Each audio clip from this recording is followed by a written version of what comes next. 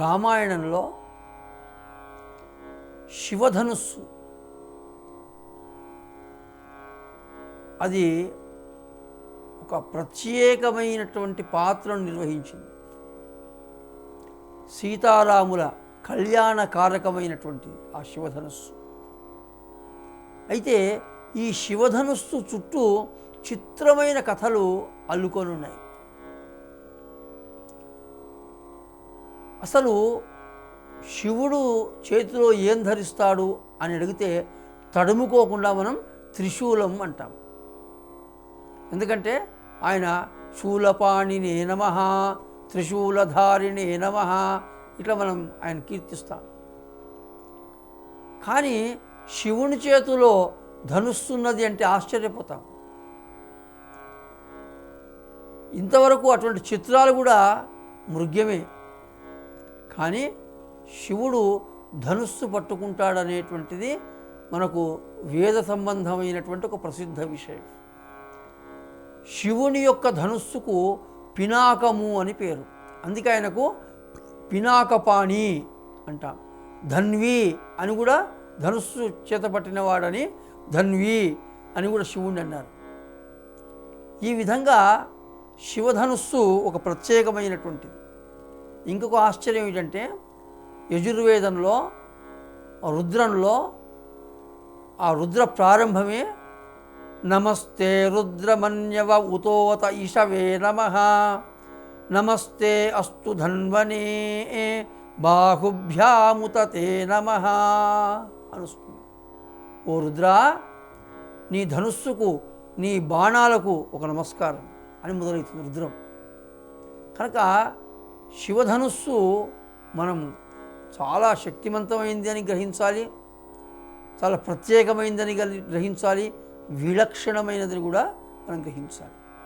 అయితే ఇక రామాయణ విషయానికి వచ్చినట్లయితే శివధనుస్సు సీతా కళ్యాణానికి ఒక ప్రధానమైనటువంటి భూమికను వహించింది.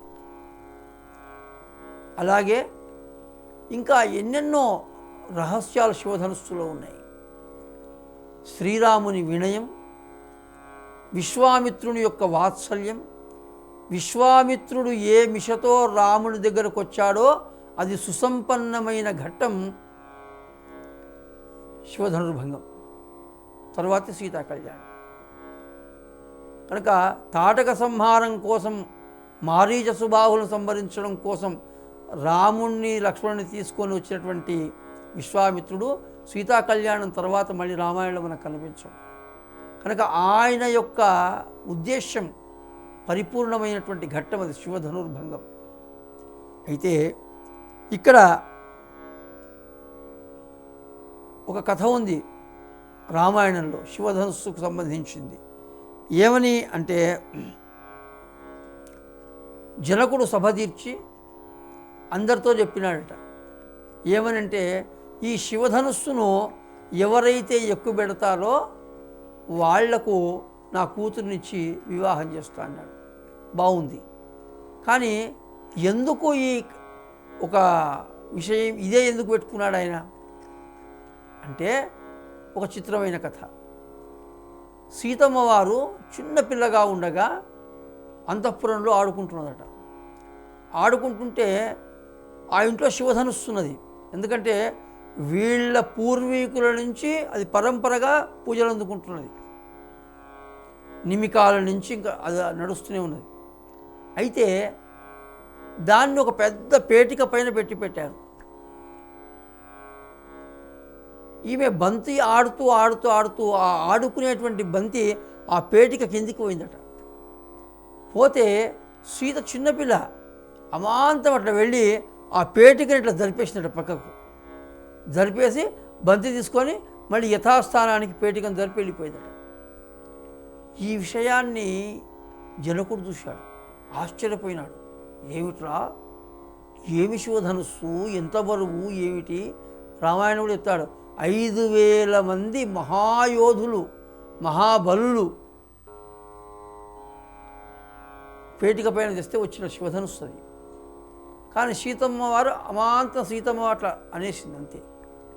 అందుకు ఈమెకి ఎవరినో ఇచ్చి వివాహం చేయకూడదు, ఈ శివధనుస్సును విరిచేవానికే ఇచ్చి వివాహం చేయాలి అని ఆయన అనుకున్నాడు.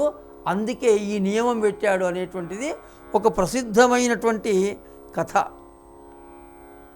కానీ ఎక్కడ కూడా వాల్మీకి రామాయణంలో ఈ విషయ ప్రస్తావన లేదు. ఆయన ఏమంటాడు అంటే, జనక మహారాజు భూతలాత్థితా సాతు వర్ధమానాం మమ ఆత్మజా వీర్యశుల్కేతి మే కన్యా స్థాపితేయం అయోనిజా. అయ్యా, ఈమె నా బిడ్డ. బిడ్డ అంటే నేను కన్న బిడ్డ కాదు, నాకు భూమిలో దొరికింది. కాకపోతే నేను పెంచినాను కనుక నాకు కూతురే. మరి ఈమెకు శుల్కం ఏమిటి అంటే వీరశుల్కేతి, వీరశుల్కము, పరాక్రమమే శుల్కం ఈమెకు. ఎవడు పరాక్రమవంతుడో వానికి ఇచ్చి చేస్తాను అని జనకుడు ప్రకటించాడు తప్ప, నేను సీతమ్మ వారి చిన్న బిడ్డ జరిపింది కనుక, నేను చూశాను కనుక అది ఎక్కువ పెట్టగలిగిన వానికే ఇస్తానని జనకుడు ప్రకటించినట్లుగా వాల్మీకి రామాయణంలో లేదు. ఇంకో చిత్రమైన కథ.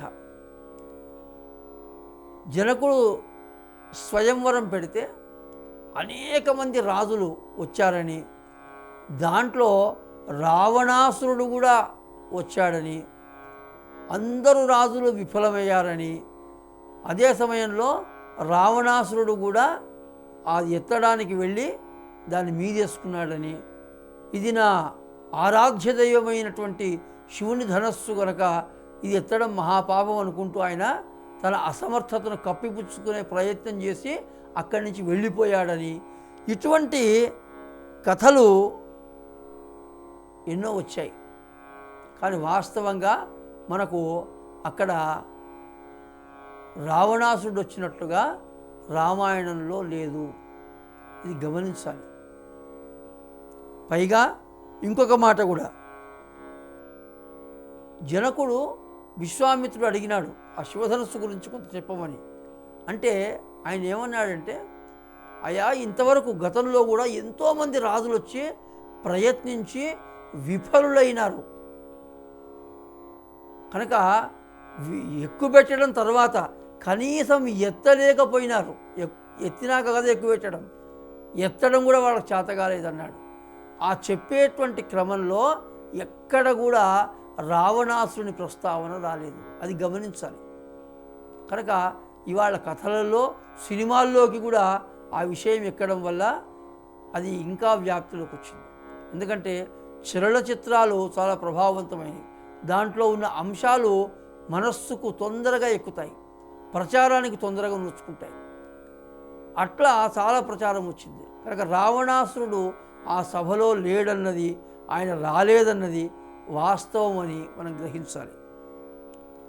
అలాగే ఇంకొక చిత్రమైన విషయం, సీతమ్మ వారు శ్రీరాముడు శివధనుస్సును విరిచిన సమయంలో ఆ సభాభవనంలోనే ఉన్నదనేటువంటిది ఒక కథ. ఆమె పై భాగంలో అంతఃపుర స్త్రీలు కూర్చునేటువంటి ఒక స్థలంలో ప్రత్యేకంగా కూర్చొని ఉన్నదనేటువంటిది. అలాగే రాముడు శివధనుస్సు విరవగానే వచ్చి వరమాల మెడలో వేసిందని, ఇట్లా కథలు బాగా వ్యాప్తిలో ఉన్నాయి. పైగా చాలామంది చిత్రకారులు బొమ్మలు కూడా దించి పడేసినారు. కొంతమంది బ్రహ్మాండమైన కవిత్వాలు రాసి పడేసినారు దానిపైన.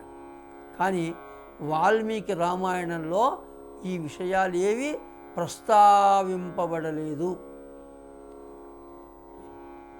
నిపేతుశ్చ నరాః సర్వే తేన శబ్దేన మోహితాః వర్ణయిత్వా మునివరం రాజానం తౌ చ రాఘవౌ.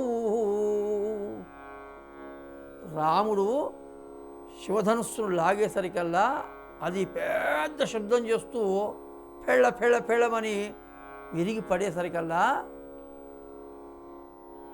విశ్వామిత్రుడు, జనక మహారాజు, రాముడు, లక్ష్మణుడు తప్ప ఆ సభలో ఉన్న వాళ్ళంతా మూర్ఛపోయినారని ఉంది. అక్కడ సీత ప్రస్తావననే లేదు వాస్తవంగా.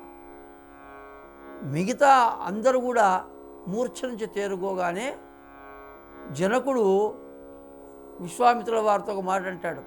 ఏమనంటే, అయ్యా మీరు అనుమతిస్తే నేను ఇచ్చిన మాట ప్రకారం సీతారాముల వివాహం జరిపిస్తాను అంటాడు. అంటే ప్రత్యేక ఆహ్వానాన్ని దిశను పంపుతాను అంటాడు.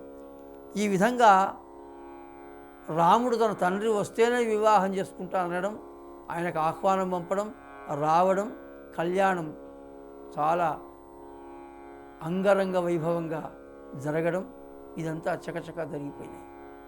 కనుక ఈ విధంగా శివధనుస్సు సంబంధంగా వాల్మీకంలో లేనటువంటి కొన్ని విషయాలు వ్యాప్తిలోకి వచ్చాయన్నది మనం తెలుసుకుందాం.